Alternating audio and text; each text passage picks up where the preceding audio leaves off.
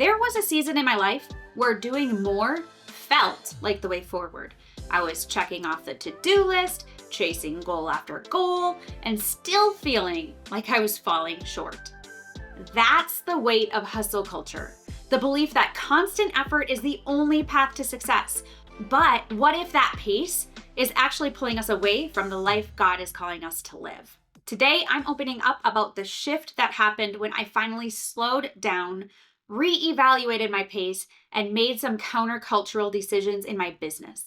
Decisions that led to more clarity, more peace, and even more fruit.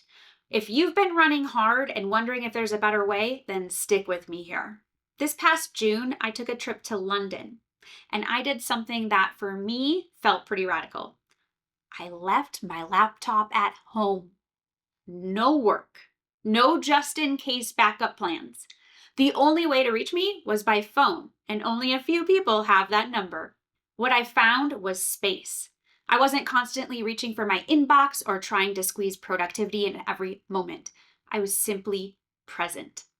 That time away helped me see how much I had been relying on constant motion to feel productive, and it helped me realize I could check in with my work community a few times a week and it would be enough. I could check email on a rhythm that worked for me, not out of obligation.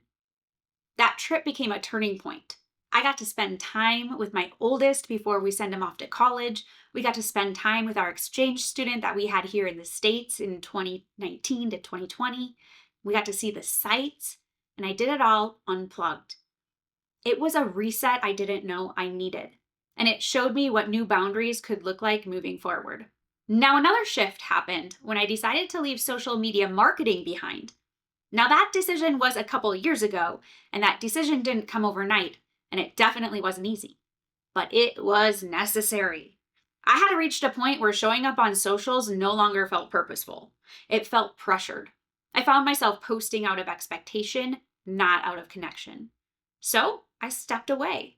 And instead of hustling to keep up, I chose to pour into the spaces where real impact was happening, like my coaching clients and the Red Hot Accountability Club, my coaching community.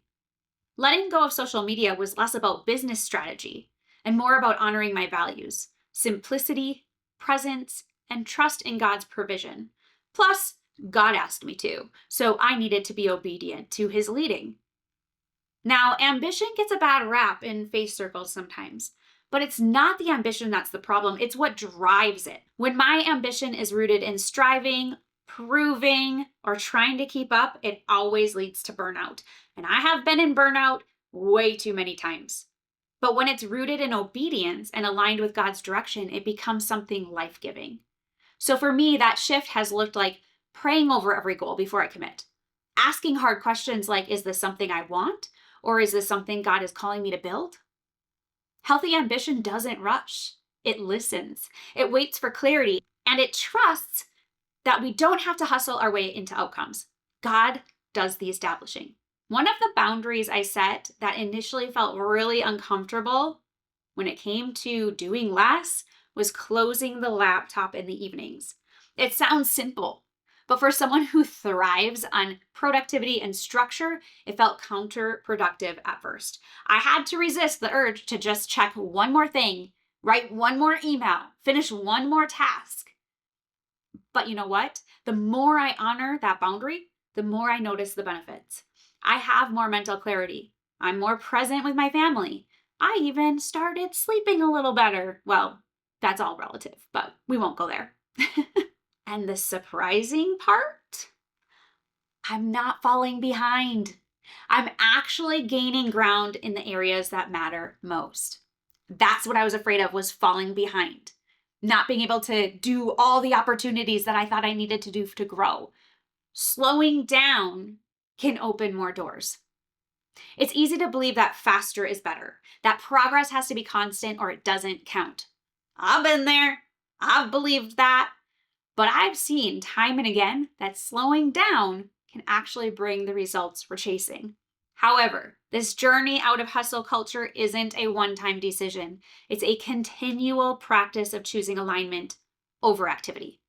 As you think about your own life and rhythms, I want to invite you to reflect. What areas of your life feel hurried or heavy right now? As you think about your own life and rhythms, I want to invite you to reflect by asking some questions like this. What areas of your life feel hurried or heavy right now?